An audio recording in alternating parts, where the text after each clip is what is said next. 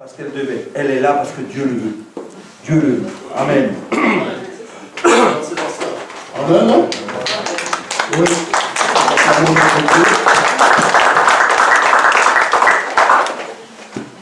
Il y a quelques communiqués qui ont encore accompagné. Le mercredi, nous avons jeûne et prière. Ceci doit être noté dans votre agenda. Que le repas du mercredi sera pris à 18 h. Et que vous devrez jeûner et prier. Je répète, tous les 18 h, moi je suis ici pour prier. Celui qui sent qu'il ne peut pas prier à la maison et qui peut venir me rejoindre ici, je suis ici de 18 h jusqu'à 19 h en train de prier. Donc vous pouvez le faire chez vous, vous pouvez le faire à la maison, mais si le Saint-Esprit vous dit « Ah, je vais le faire tranquillement à l'église », sachez qu'à 18 h, vous allez trouver les pasteurs ici présents. Amen, non? Amen. Vous pouvez le faire au travail, mais nous sommes en jeûne le mercredi pour prier pour l'église. Les thèmes de prière sont là-bas, sont affichés. Vous pouvez les noter et le Saint-Esprit vous mettra encore à cœur à prier. Nous sommes dans ce temps de la fin.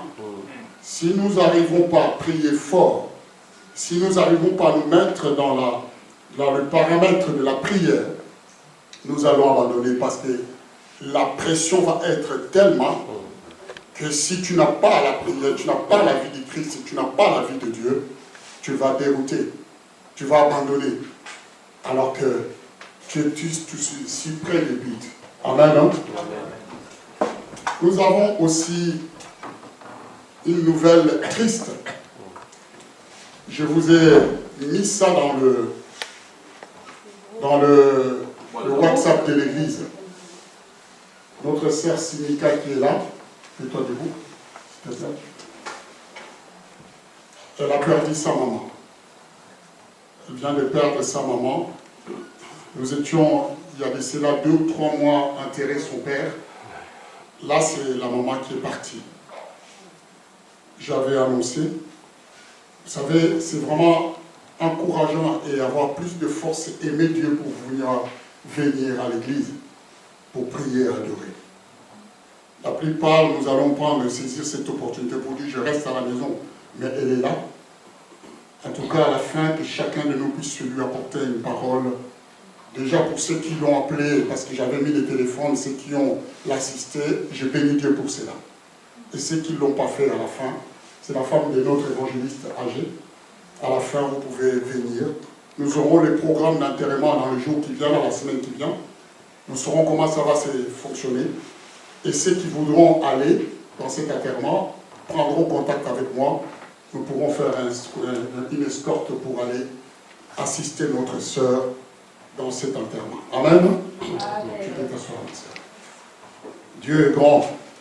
Il est merveilleux. C'est cela que le Seigneur nous a parlé au travers de son serviteur Mario.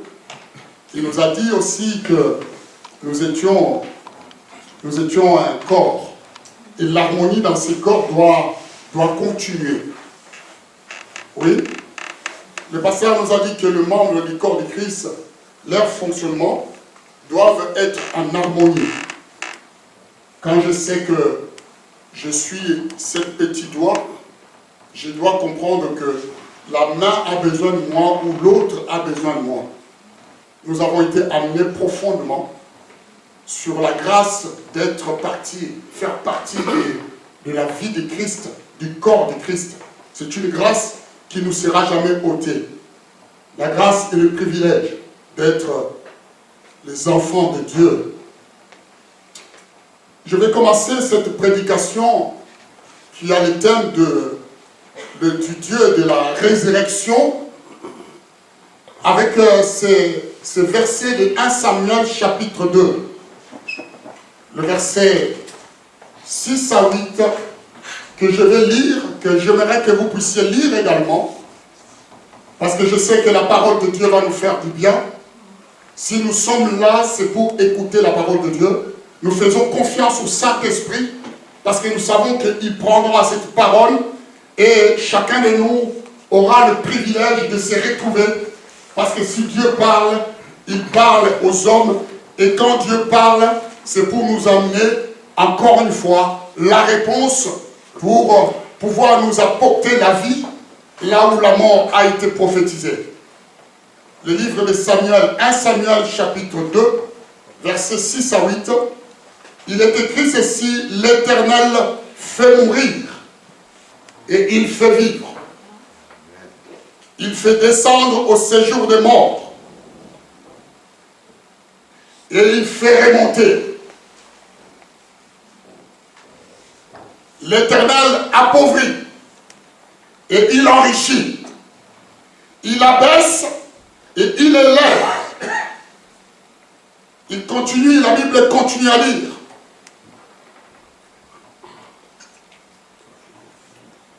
De la poussière, il retire le pauvre.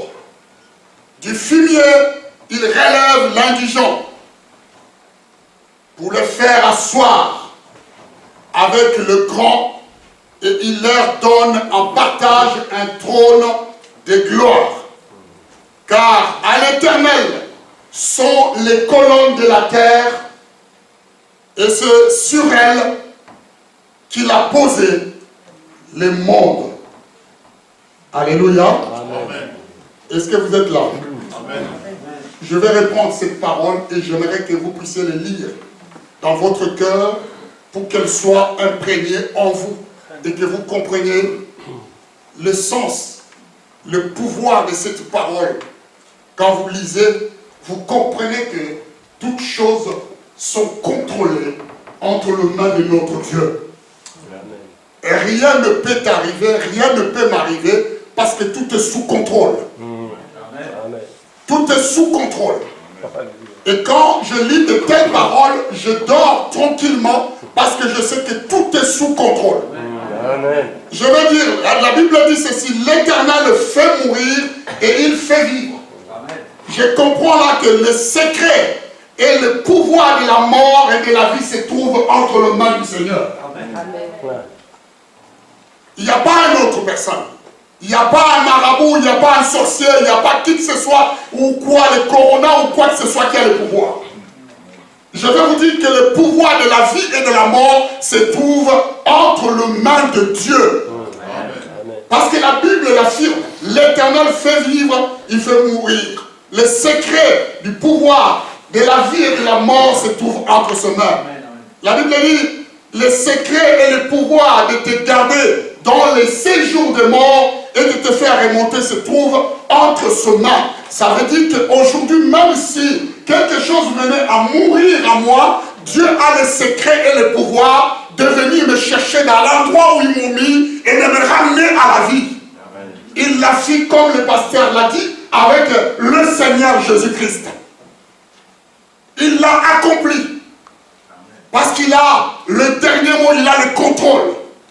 Dans ce verset, nous voyons que le secret et le pouvoir d'appauvrir et d'enrichir se trouvent entre les mains de Dieu. Si tu veux devenir riche demain, c'est Dieu qui te rend riche.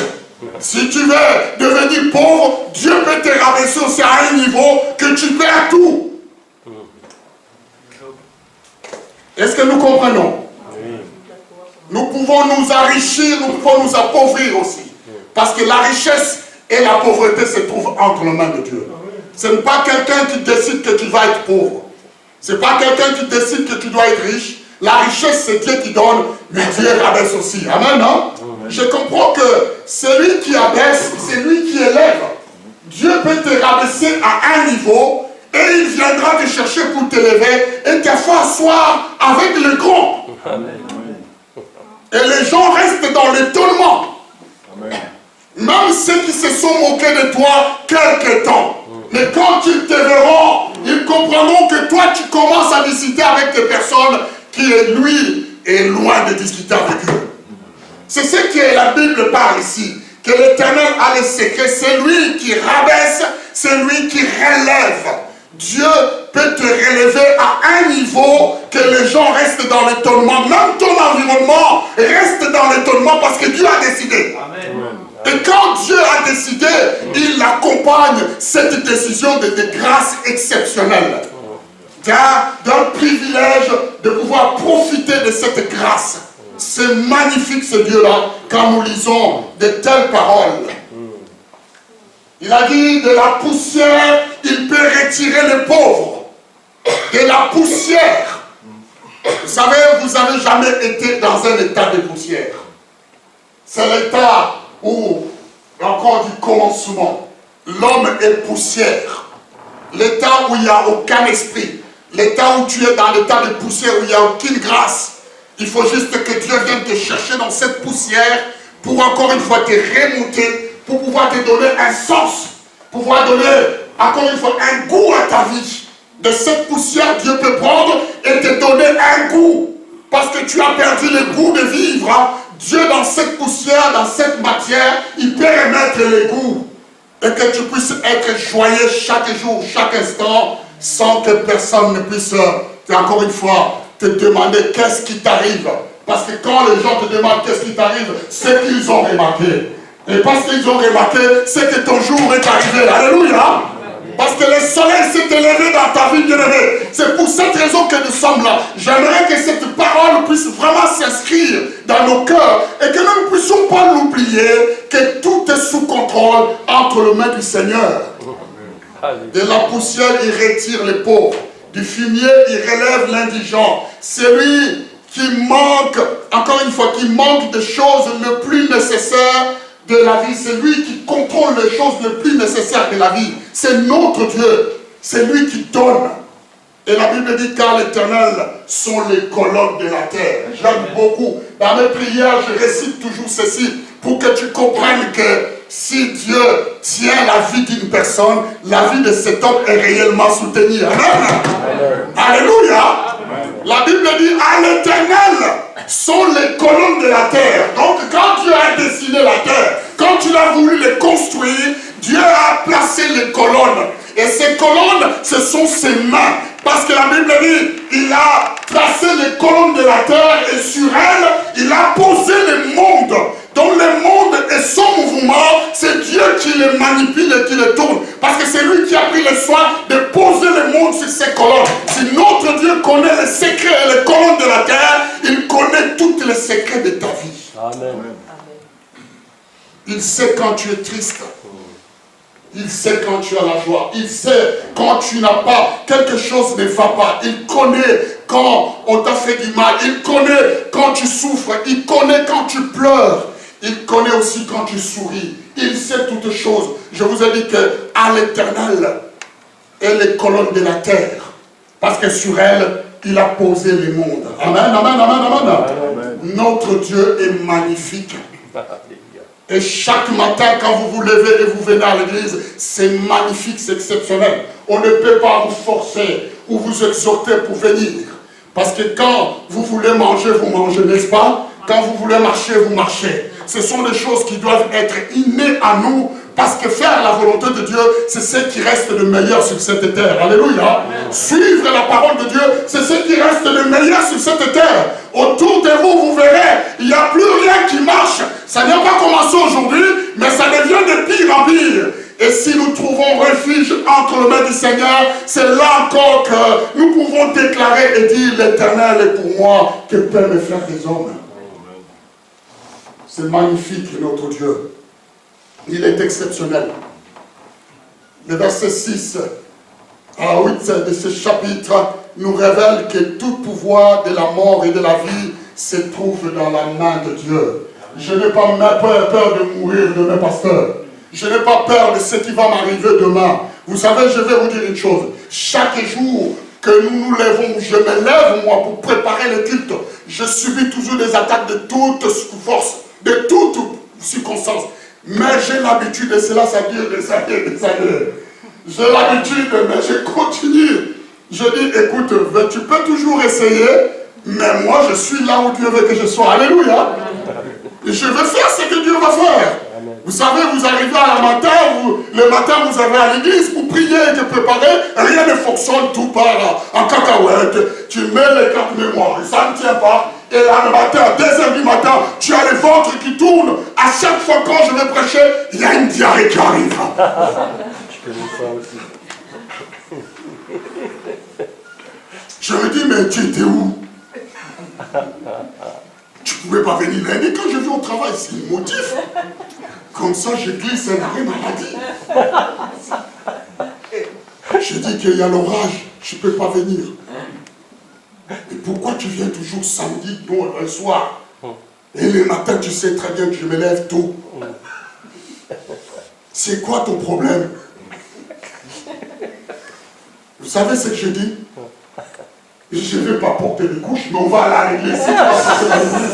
C'est ton problème. Mais moi, je vais aller à l'église. Tu feras tout ce que tu veux, mais je irai quand même à l'église pour faire ce que j'ai toujours l'habitude de faire. Alléluia. Et tu continues. Mais vous savez quoi? Mais il tourne, après ça s'arrête. Il n'y a plus rien. Parce que si on se laisse séduire par des petites choses comme ça, on arrive, on ne fera pas l'œuvre de Dieu. Amen, hein? Amen. Je suis en train de vous révéler quelque chose. Et en bas, je vais vous révéler ce qui se passe. Je dis que là, dans ce chapitre, on nous révèle que le pouvoir de la mort et de la vie se trouve dans la main de Dieu.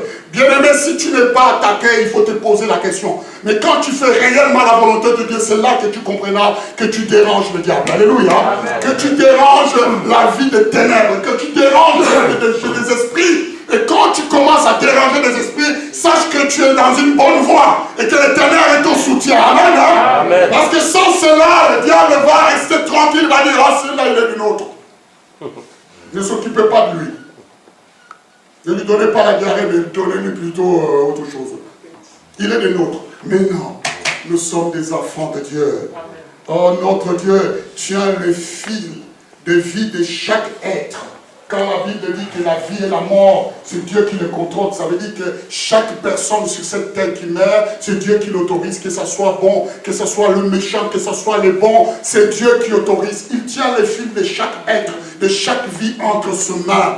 Même si le méchant meurt, Dieu l'a autorisé à mourir. Parce que la même grâce qui est sur nous a été donnée à ceux qui sont dehors. La Bible dit qu'il fait sortir le soleil pour briller sur le bon et sur le méchant. Et aussi, ce Dieu-là nous donne la grâce chaque jour. Et ce matin, je suis dans la joie parce que je peux m'approcher de lui et pouvoir lui apporter mon adoration. Parce qu'il est mon Dieu, il est mon Créateur.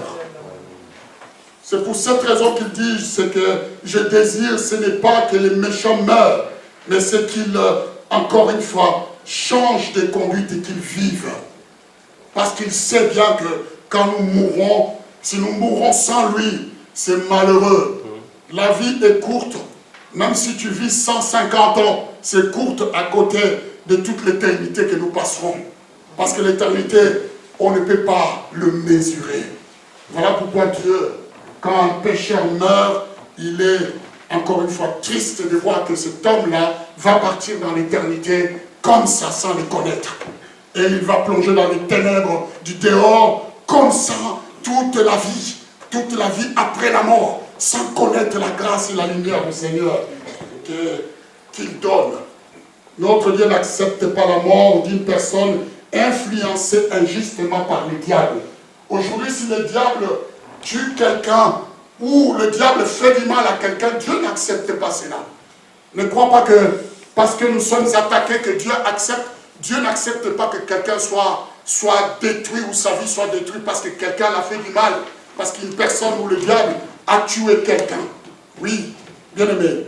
Notre texte de ce matin va nous amener dans le livre de Luc, chapitre 7 et versets 11 à 16. Si tu peux l'afficher, et nous comprendrons ce qui se passe là-dedans.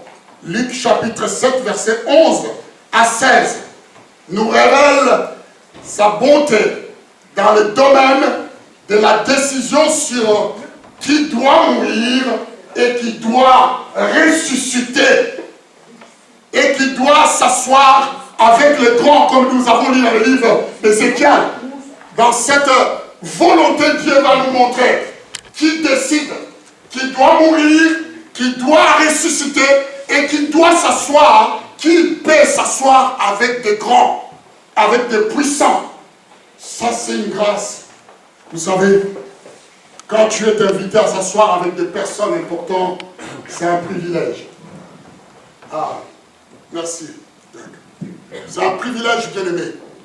Parce que la grâce que Dieu nous fait, vous n'avez jamais été invité à s'asseoir avec des grands de ce monde.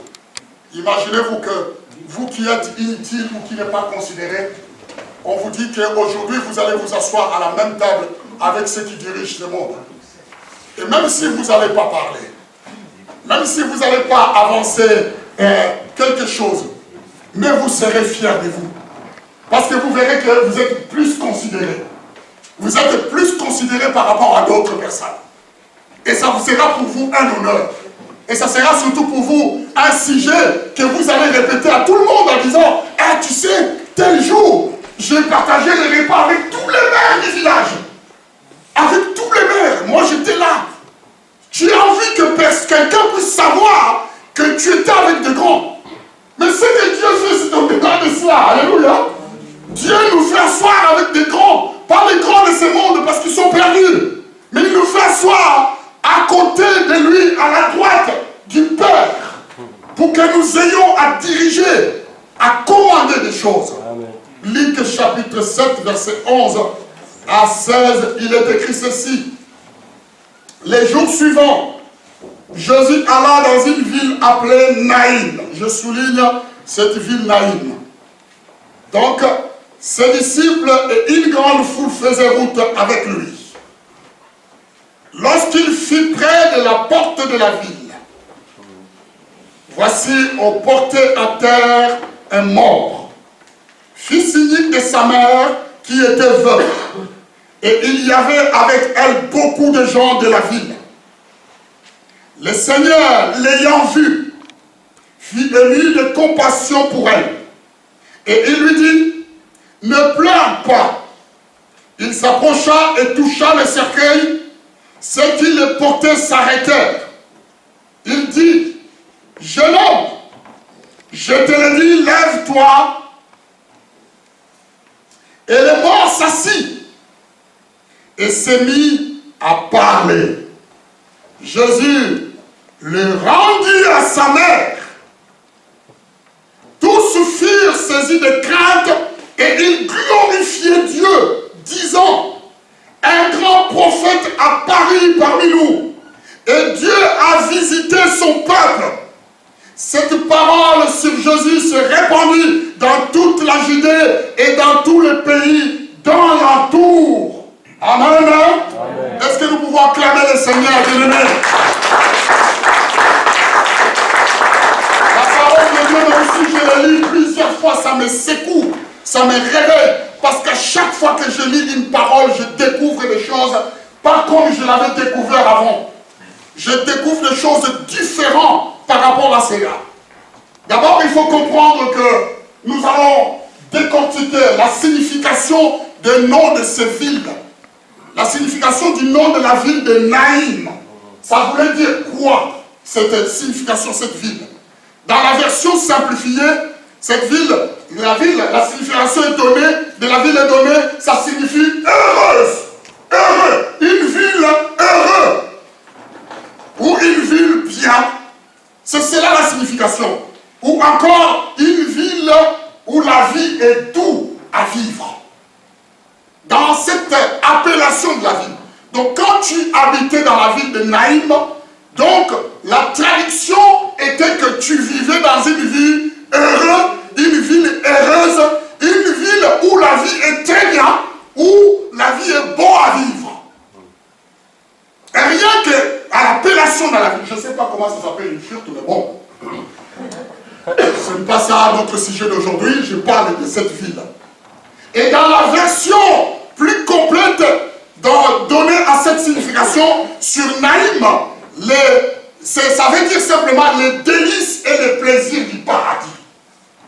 Donc rien que quand tu es dans la ville de Naïm, tu dois vivre les délices et les plaisirs du paradis. Voilà pourquoi dans la racine de cette ville, de ce nom, il y a le mot heureux, heureuse. Donc dans de telles villes comme ça, on ne peut pas trouver quelqu'un de malheureux.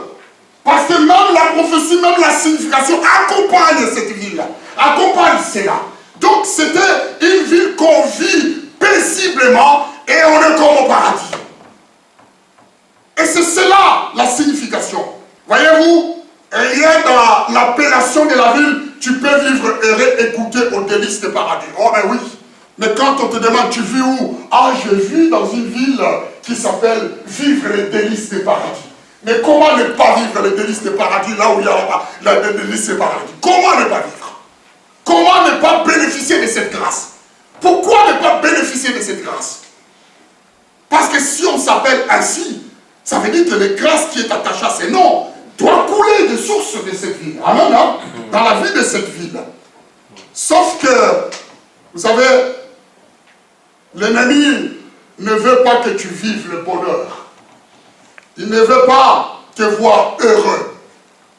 Je vais te dire ce matin, au temps où tu es, au temps où Dieu te place, l'ennemi ne veut pas te vivre heureuse. Il ne veut pas voir te vivre heureux, quel que soit l'endroit. Il finit par faire croire, qui te fait croire, malgré que la grâce du Seigneur qui est sur toi, que tu n'as pas, tu ne bénéficies d'aucune grâce. Comment il peut, encore une fois, parler dans ton esprit en te disant, oh, même si tu habites dans une ville où les délices et les plaisirs des paradis sont, mais toi, tu n'es pas dedans. Toi, tu ne fais pas partie de cela, tu ne vivras jamais cela. Il veut te condamner dans ta pensée pour te faire croire que non, tu ne bénéficies d'aucune grâce du Seigneur.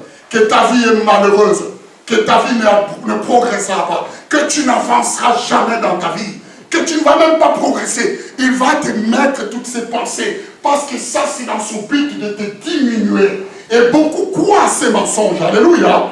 Beaucoup croient à ces paroles. Ils écoutent plus le diable au lieu d'écouter la parole de Dieu, alléluia. Parce que si moi, dans de telles villes, je vis le malheur, je dois aller voir le Seigneur. Je dis, mais tu as dit que cette ville s'appelait Naïm. Mais comment se fait-il que je suis là où c'est écrit que je dois vivre le délice, le plaisir du paradis, et je ne vis que le malheur? Explique-moi. Et c'est là que Dieu va te révéler. Il va te montrer réellement.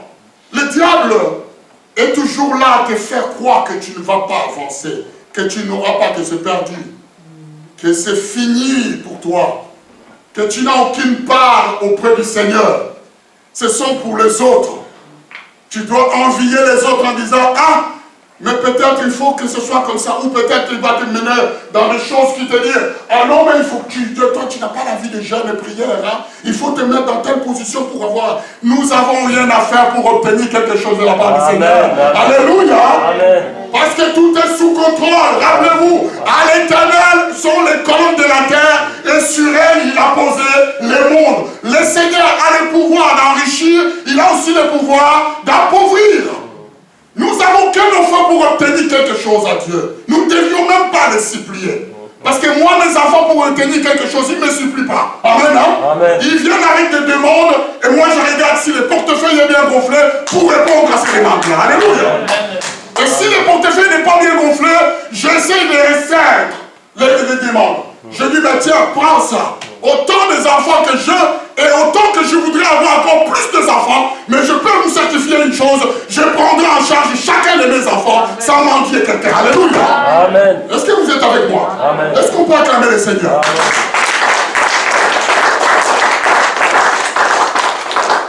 Ils n'iront pas dans les universités peut-être côté, mais ils iront dans les universités. Ils n'auront pas de diplôme côté, mais ils auront des diplômes. Moi, j'ai croisé des gens qui ont des diplômes côté qui travaillent au McDonald's. Hein. Oui, oui. Bah oui. Ouais. Ah, beaucoup, hein. C'est vrai. C'est vrai. Ça revient à dire que non, mes enfants disent, mais pourquoi tu veux qu'on aille loin? Moi, je dis, fais ce que Dieu vous permet de faire. Moi, je vis déjà ma vie. Et c'est à vous de vivre. La vôtre. Parce que même avec 100 diplômes, on peut être chef d'entreprise. Alléluia. C'est Dieu qui enrichit, c'est Dieu qui appauvrit. Amen. On peut être président de la République. Ça, je peux vous dire ça. Parce que tout est contrôle sous la main de Dieu. Je vous disais que le diable te dit toujours que tu es malheureux, tu finiras malheureuse, ta vie finira malheureuse. Tu seras pauvre, tu vas finir seul, sans aucun ami, personne ne t'aime. Tu vois, même dans ton église, personne ne t'appelle, tu es toujours tout seul. Voilà, tu vas finir ta vie comme ça. Ça sert à quoi que tu puisses pas prier? Ça sert à quoi? Ça, c'est ce qu'il est en train de répéter. Et toi, si tu commences à brouiller de noir en disant, ah ouais, mais il a raison. Ah ouais, mais c'est vrai. Mais alors, il faut que je me retire. Il faut que je me sers de cette vie. Je vais faire des efforts. Pourquoi? Tu baisses les bras et tu abandonnes parce que tu crois au mensonge du diable. Tu oublies que l'Éternel sont les colonnes de la terre. Et sur elles, tu poses le monde.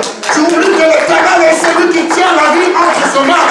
Tu oublies que c'est lui qui change les circonstances de la vie d'une personne. Tu oublies que c'est Dieu qui fait asseoir une personne de la poussière, il le tire, il le fait asseoir avec de corps. Tu oublies que ton Dieu est tout puissant et il t'a rendu puissant. Alléluia. Amen. Tu oublies toutes ces choses-là.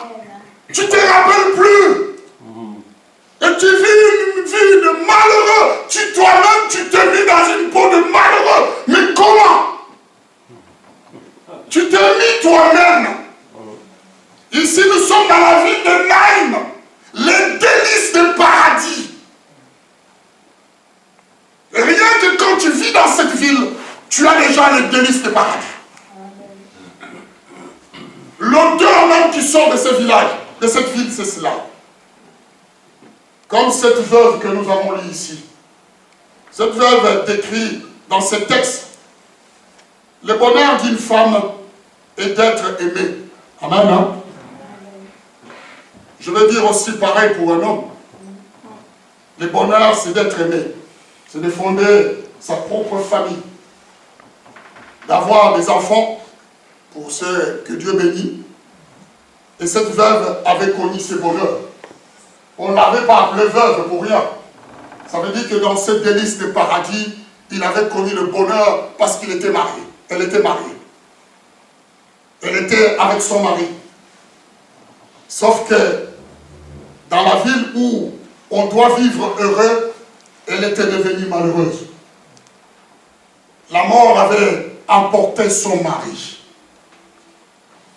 Vous savez, quand tu as l'amour, il y a des femmes que je connais, parce qu'ils ont perdu leur mari, ils sont restés comme ça, sans connaître d'autres hommes, jusqu'à leur départ. Parce qu'ils se sont dit, le seul amour de ma vie, c'est celle-là. Si Dieu l'a pris, moi je resterai comme ça. C'est leur choix. Amen, hein? Amen. Ça, c'est leur choix. Parce qu'ils ont choisi d'être comme ça. Il y a d'autres qui, encore une fois, retrouvent le bonheur. Parce que Dieu a fait le même jour, tantôt, il a fait lundi, il a fait mardi. Les autres trouvent le bonheur. Mais cette femme était devenue malheureuse parce que il avait perdu le mari. L'homme qui l'aimait. Vous savez, dans la mort de son mari, c'est la masculinité qui a été tuée dans sa vie. La masculinité a été tuée, une partie de sa vie qui a été emportée. Vous savez, je vais vous dire cela, ceci est une force. La masculinité, le diable avait tué la capacité la plus puissante de cette femme. Parce que nos femmes, ou les femmes qui sont mariées, doivent être défendues par leurs hommes. Amen. Ils comptent sur les hommes. Ils savent que, où que j'aille, où que je sois, quand je suis avec mon mari, je suis en sécurité. Amen. Amen. Parce que c'est une partie de la puissance, de la force, de la masculinité qui est là.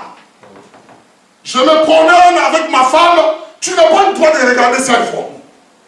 Donc je suis long, hein, 5 fois. Tu as quand même le droit de me regarder.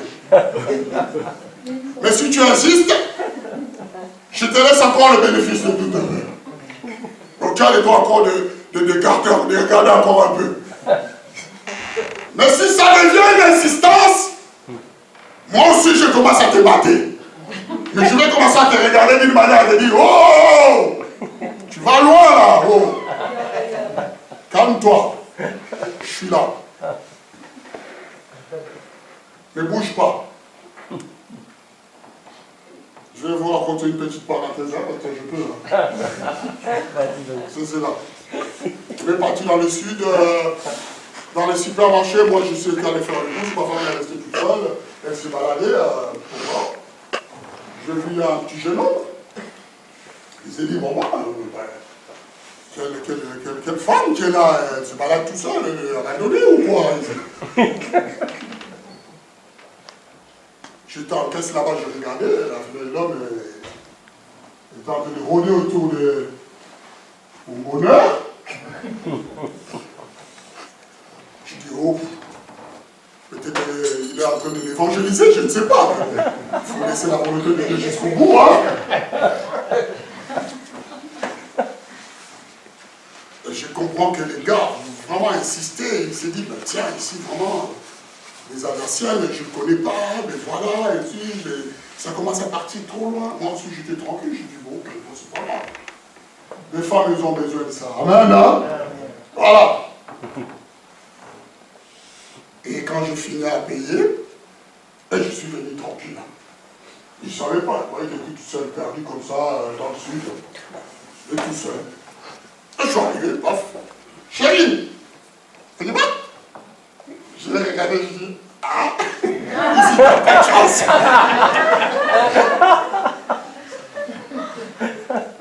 C'est là?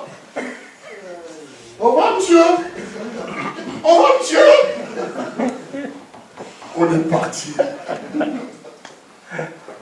Mais j'ai vu dans les yeux de ma femme qu'elle était fière. Amen. Hein? Au moins que je sois là. Parce qu'elle sait que je peux la défendre contre toutes sortes de dangers. Au moins que ça arrive à droite, à gauche, devant ou derrière. Mais elle était là. Mais j'ai vu le bonheur dans ses yeux. Amen. Amen. La mort avait enlevé le bonheur, ces bonheurs-là dans les yeux de cette fève. Le diable avait frappé. Il a enlevé la capacité la plus puissante, les côtés forts dans cette famille. Vous savez, si l'ennemi veut te détruire, il ne va pas te détruire tes faiblesses. L'ennemi ne détruira jamais tes faiblesses. Parce qu'il sait qu'il va te choper dans tes faiblesses. Si l'ennemi veut te détruire, il va détruire la capacité le plus fort en toi. Alléluia. Vous savez pourquoi? Parce qu'il va laisser tout ce qui est faible en toi. Parce que si tu es que faible, tu es prénable. Amen. Tout peut te faire tomber. Parce que quand tu es faible, tu tombes dans tout. Dans tout. Voilà pourquoi il vient toujours par la mort détruire l'homme. Il a détruit la capacité la plus puissante de cette femme. Parce que quand une femme ne se lève pas dans la prière, l'homme peut se lever. Alléluia. Quand l'homme ne peut pas se lever dans la prière, la femme peut se lever. L'ennemi dans cette ville de délice de paradis a fait son travail dans la vie de cette femme et il a détruit cette partie. Il va détruire ta force.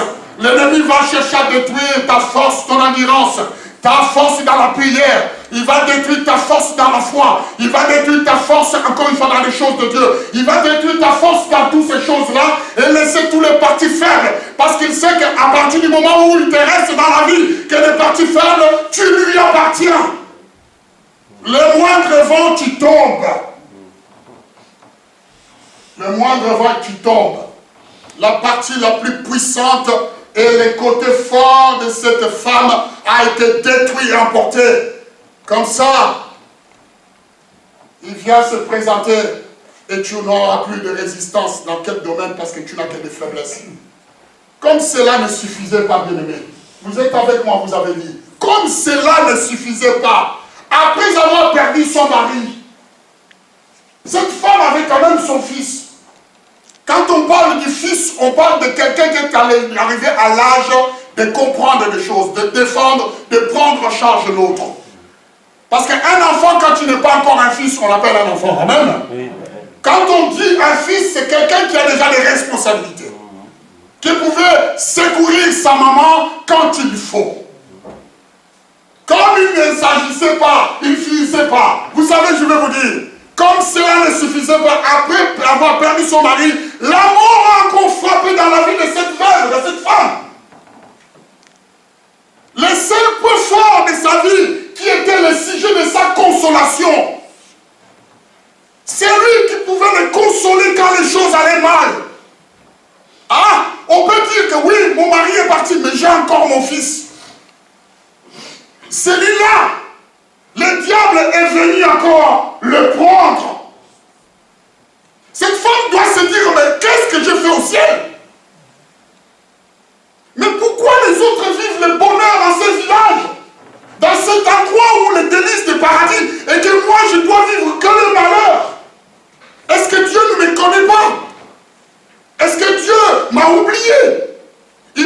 poser cette question, bien-aimé. Vous savez, je vais vous dire une fois. Le diable a l'habitude de renouveler les mêmes attaques au même endroit. Si une fois il t'a attaqué dans tel domaine, il reviendra toujours t'attaquer dans le même domaine, dans l'espoir de pouvoir te mettre par terre. Il aime répéter les mêmes habitudes aux mêmes endroits. Quand tu lui laisses la porte, quand tu ouvres la porte au diable, il viendra toujours avec ses habitudes pour pouvoir chercher à nuire à ta vie. Alléluia. À détruire, à déstabiliser ta vie, à déstabiliser ton couple, à déstabiliser tes enfants, à déstabiliser tout. Il a l'habitude de répéter les mêmes erreurs, les mêmes attaques. Mais la Bible dit, vous n'avez pas encore résisté jusqu'au sang en luttant contre le péché. Il faut résister. Et même s'il vient avec ses attaques, il nous faut résister, bien-aimés, jusqu'au sang. Ne lui laissez pas vous prendre la partie la plus puissante que vous avez. Cette volonté que Dieu a plantée dans votre vie. Cette grâce que Dieu vous a donnée. Par le Saint-Esprit, la force de Dieu est là. Quand il te souffle le matin, ne te lève pas pour aller prier. Lève-toi. Quand il te souffle, oh, mais c'est pas grave, tu prieras demain. Lève-toi, prie. Moi, ma femme peut vous témoigner, le matin quand je prie, la pleine nuit, même si je suis fatigué, je n'arrive pas, même si le diable me dit, ne te lève pas aujourd'hui, tu as assez prié, les prières sont beaucoup au ciel, je pousse mon corps à descendre du lit et à se mettre à prier. Alléluia. Amen. Je ne lui laisse pas le temps, parce que si je laisse une fois, ça deviendra 2 fois et 3 fois. Amen. Je laisse mon corps tomber du lit, comme ça je me réveille. Est-ce que vous êtes avec moi? Oui. Est-ce que vous pouvez acclamer le Seigneur à ce moment?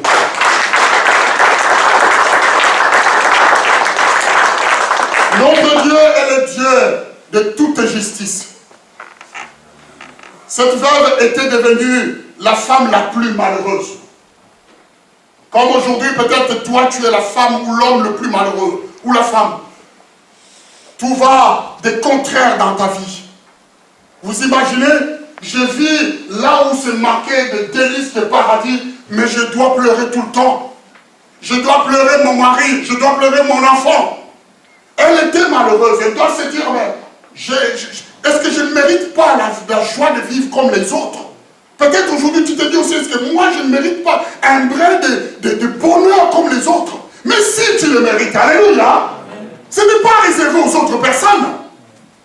Nous sommes des enfants de Dieu. Nous devons vivre le bonheur comme Dieu l'a défini. Oui, bien-aimé. Il est notre Dieu, il est le Dieu de justice. Cette femme était devenue la plus malheureuse dans la ville de délices et de paradis de plaisir. Mais elle était malheureuse, pasteur. Dans cette ville-là même, les gens vivent le délice et le plaisir du paradis. Elle était malheureuse. L'appellation même de cette ville ne correspond plus à sa situation. Elle était dégoûtée même qu'on lui cite ça. Parce qu'elle, ils connaissaient la signification. Même le plaisir ne correspond pas. Tu sais, quand tu vis de périodes difficiles, il n'y a rien qui t'intéresse. Quand tu es malheureuse ou malheureux, rien ne peut t'intéresser. Tu perds le goût de la vie. Tu perds les choses le plus petit, le plus minuscule, tu le perds. Parce que le diable te mène toujours au même point de départ. Que ta vie ne va pas changer. Que tu vas rester tel. Comme ça. Sa douleur était très profonde. C'était mon mari et maintenant mon fils. D'abord, avant c'était mon mari. Et aujourd'hui c'est mon fils que je viens de perdre. Je ne sais pas quelle manière elle était en train de pleurer. Est-ce qu'en pleurant son fils, il était en train de pleurer son mari? Parce que des fois, on arrive à voir le fils dans le mari. Est-ce que comment? J'aurais voulu être autour. Mais au travers de cette parole, croyez-moi, j'étais autour. Pour comprendre la profondeur et la douleur de cette femme. Sa misère. Et c'est pour cette raison que je vous partage. Parce que ça s'est passé à Naïm. Mais aujourd'hui, beaucoup de gens sont impactés par des malheurs. Alléluia. Par des situations qu'eux-mêmes n'arrivent pas à comprendre. Alors, nous avons une bonne nouvelle. Alléluia. Nous avons cette bonne nouvelle que nous parlons aujourd'hui. Ne baissez pas les bras. Parce que le Seigneur, il connaît votre vie. Il connaît là où vous habitez. Il connaît les quartiers où il vous a planté. Alléluia.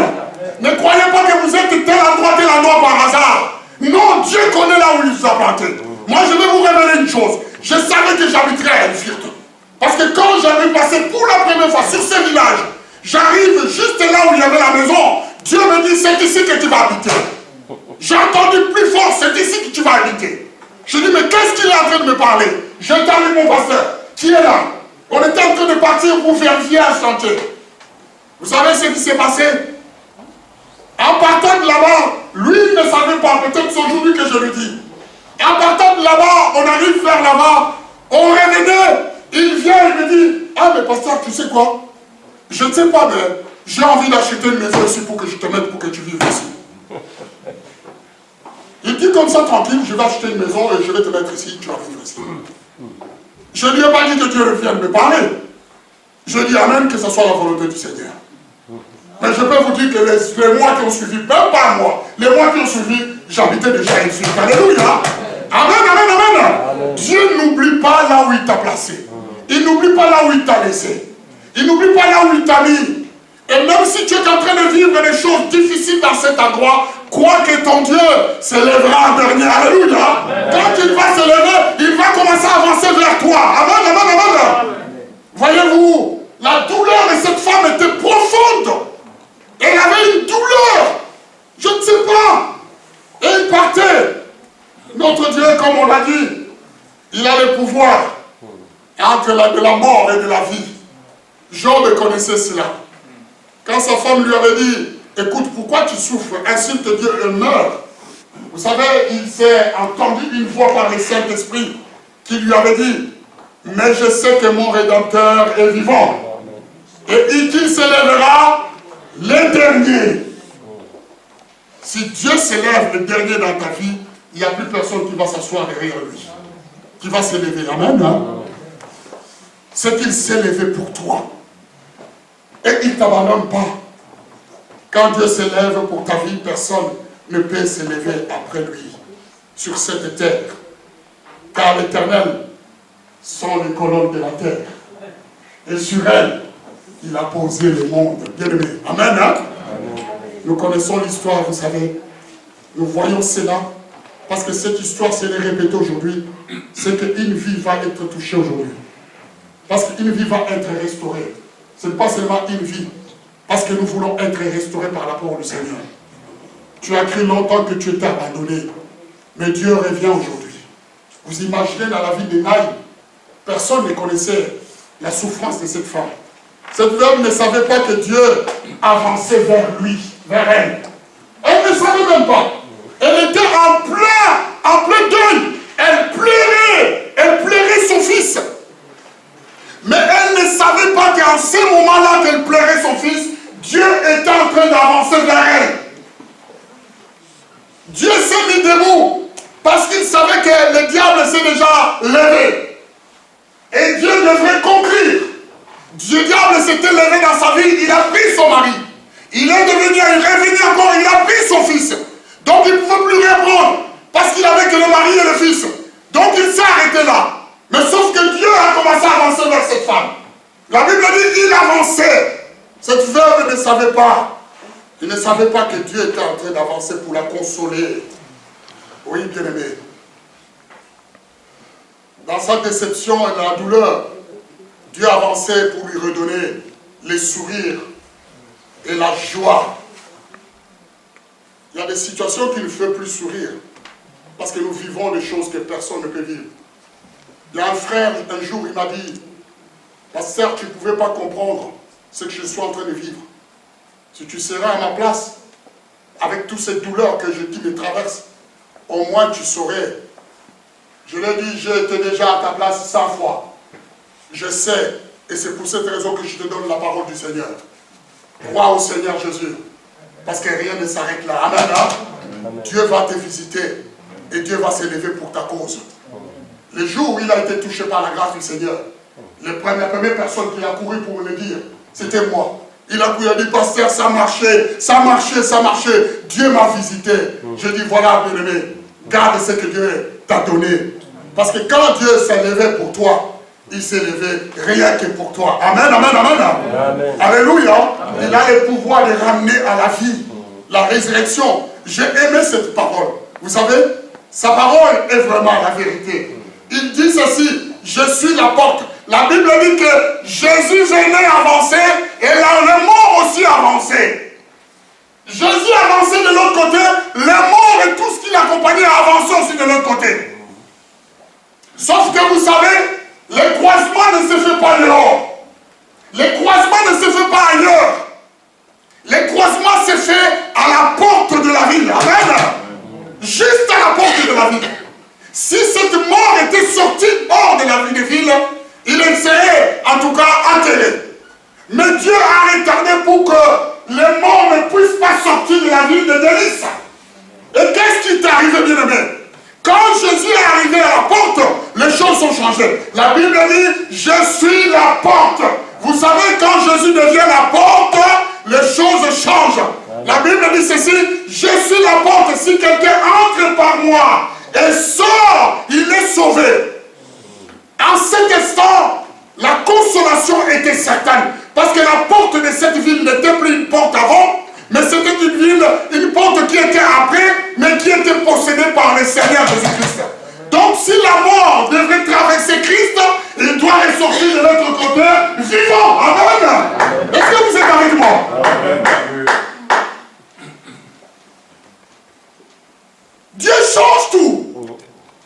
Vous savez, comme Dieu nous a placés ici à la porte du Souveau, c'est pour contrôler les entrées et les sorties. Alléluia. Amen. Les sorciers de ces contrées, ils savent, ils ne passent plus par ici. Avant que nous arrivions ici, il y avait plein d'accidents sur ce pont. Est-ce que je mens? Sous ce pont, il y avait plein d'accidents. Il y avait des voitures qui se cognaient, des voitures qui coinçaient, ainsi de suite. On avait même mis un instrument satanique là. Et donc que nous avons pris possession de cet endroit, l'ange en mission du Seigneur veille sur cette entrée. Alléluia. Amen. Ceux qui entrent doivent avoir le visa. Et ceux qui sortent doivent avoir le visa. Et s'il y a quelque chose de malsain qui veut sortir, il va faire le détour. C'est pour ça que tous ils passent vers Fronin, Gauchtat et par là. Par ici, ils passent plus. Ils ne viennent plus par ici, bien aimé. Parce que cette porte est gardée. Il est protégé. Le Seigneur est présent ici. Et toute personne qui n'a pas l'Esprit de Dieu et qui fait des choses mystiques ne pourra pas passer. Je vous avais annoncé une fois ici qu'il y avait une personne qui prêche et qui vend les choses, un gamin qui est vendeur au Leclerc, qui venait avec sa grand-mère, qui passait ici. Et arrivé ici, il ne savait pas que moi j'étais passé de cette église. Il m'a raconté comme ça, comme un témoignage. Il a dit, ah, tu habites Elfit. Ah, mais oui, mais moi je me rappelle une fois, j'étais avec ma grand-mère dans la voiture. On passait, tu sais, quand tu arrives là où il y a l'angle, il y a une église qui est là. Ma grand-mère était crispée, il a dit, ne regarde pas là-bas, ne regarde pas là-bas. Il était mal, il ne regarde pas là-bas, ne regarde pas. Il m'a dit, ne passe plus par ces chemins. Il a dit, je n'arrive pas à comprendre pourquoi. Et puis on est passé, elle était comme ça. C'est plus tard que je suis vu que c'était une sorcière. Alléluia. Et que son fils aussi pratiquait les sciences occultes. Voyez-vous? Ça, vous ne pouvez pas les voir. Mais ceux qui ont des choses bizarres, ils les voient. Vous savez pourquoi tous ceux qui sont les sorciers des villages d'Ilfirte, ils ont voulu acheter ces bâtiments? Mais Dieu ne l'a pas laissé. Quand nous avons acheté, ils m'ont appelé. Ils m'ont dit que non, est-ce qu'il y a moyen que nous puissions racheter votre bâtiment? Ou sinon vous nous louez en haut? Parce que nous voulons rester là.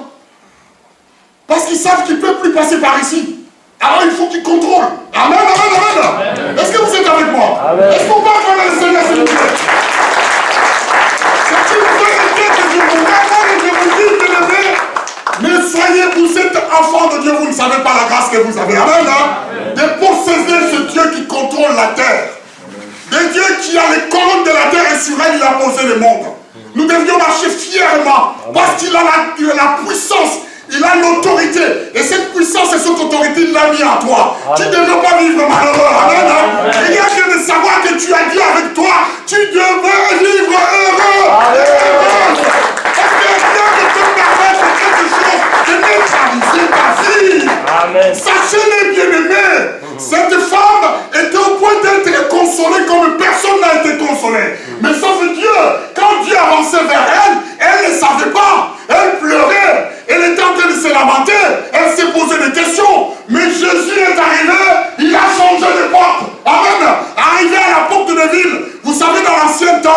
les décisions les plus importantes se prenaient à la porte de la ville. Alléluia.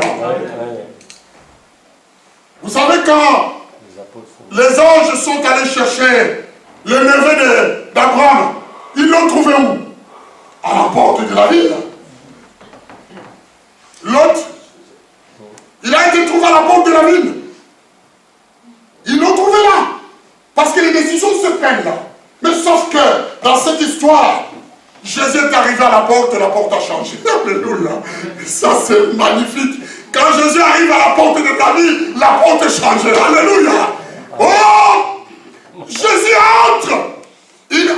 Il change tout. Tout ce qui passe par lui, il sort par lui. Même si c'était entre morts, quand il ressort, ça sort vivant. Ta malédiction entre en Jésus. Quand il va sortir, ça sort bénédiction. Tu es béni. Il faut juste que la porte de nos cœurs soit changée. Alléluia. Il le dit souvent, je me tiens à la porte et je frappe. Si quelqu'un entend ma voix, il ouvrira la porte de son cœur. Et j'entrerai et je changerai des choses. Alléluia. Oh, la porte de la vie de Naïm avait changé. Les données et l'organisation aussi avaient changé. Vous savez, dans cette ville, il y avait l'organisation de deuil, de funérailles. Les données et l'organisation des funérailles, ils avaient organisé les funérailles. Donc, là, quand Jésus arrive, les données changent aussi. Ce n'est plus les données de funérailles, mais ça change, c'est les données d'une fête. La résurrection. Alléluia. Ah oui, il arrive, il dit, mais qu'est-ce qui se passe? La femme était là, mais qui est celui-là? La Bible dit qu'il regarda cette femme. Il y eut compassion. Dieu a compassion de nous. Alléluia. La même chose quand les gens étaient si nombreux, ils n'avaient rien à manger. La Bible dit quand Jésus regarda la foule, Dieu eut compassion. Il dit il faut qu'on les nourrisse nous-mêmes. La compassion de Dieu, c'est celle qui nous accompagne tous les jours. Amen. Dieu a eu compassion parce qu'il a vu les injustices que cette femme avait subies. Il a eu compassion parce qu'il a vu tous les malheurs que cette femme a subis, les pressions. Il a eu compassion parce qu'on lui avait enlevé la joie de vivre. Le mari avait perdu, maintenant le fils, on lui a enlevé la joie de vivre. Il a eu compassion parce qu'il savait que la vie de cette femme s'arrêtait là. La foi était par terre. Il a eu compassion parce que la vie de cette femme était devenue une vie détruite. Jésus était là pour elle. Il y eut compassion, il lui dit, ne pleure plus. Alléluia. Oh, magnifique est le Seigneur. Ne pleure plus. C'est fini, sèche tes larmes.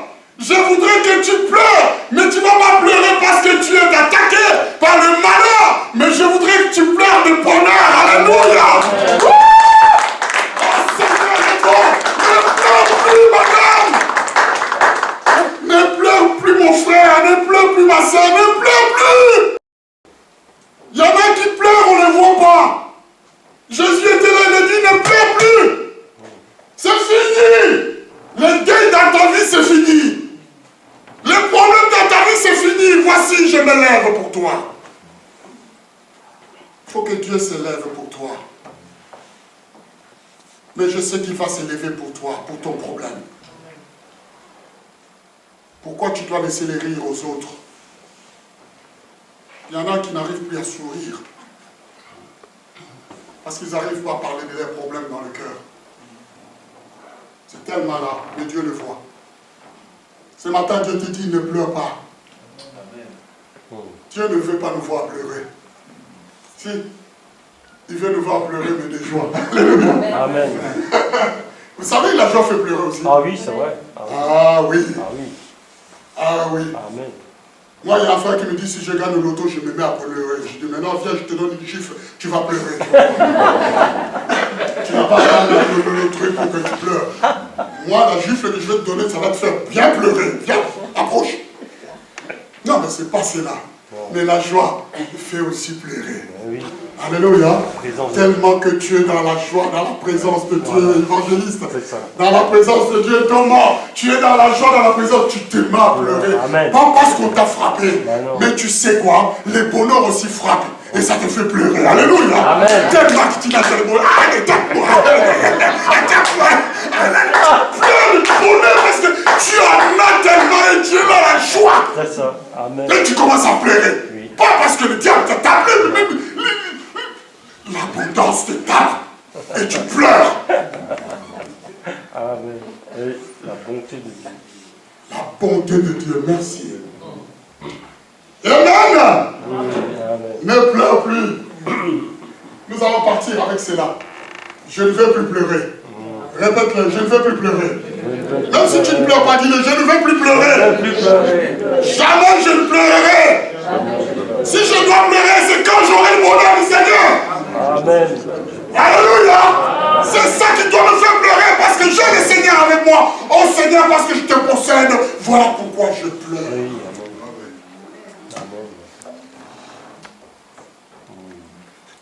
La Bible dit le bonheur et la grâce m'accompagnera tous les jours de ma vie. Et j'habiterai dans la maison du Seigneur. Ce qui va suivre, vous le savez, bien aimé. Il toucha le cercueil. Il tendit la main, il n'a rien dit. Il n'a pas chassé. Il a touché juste le cercueil. Et il dit, la place cet garçon à son nom, lève-toi et sors. La Bible dit que les morts s'assient. Vous savez, la position assise, c'est une position pour recevoir. Alléluia. C'est une position de grâce du Seigneur. Nous sommes tous assis à la droite du Père. Alléluia. Dans une position d'autorité. Dans une position de grâce. Et la Bible dit, il les rendit à sa mère. Il dit à sa mère, voici ton fils. L'injustice, la justice a été accomplie. Voilà, le diable ne viendra plus répéter ses aversations sur toi. Ton fils est là. Et moi, je te le rends. Vous comprenez après?